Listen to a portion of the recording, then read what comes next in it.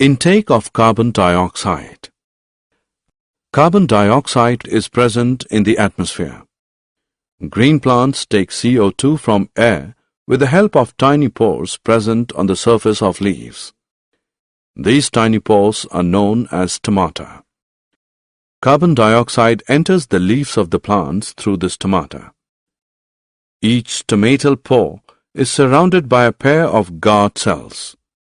The opening and closing of stomatal pores is controlled by these guard cells. When water flows in the guard cells, they swell, become curved, and cause the pore to open. On the other hand, when guard cells lose water, they shrink, become straight, and close the stomatal pore. As the pore opens, atmospheric carbon dioxide enters the pore.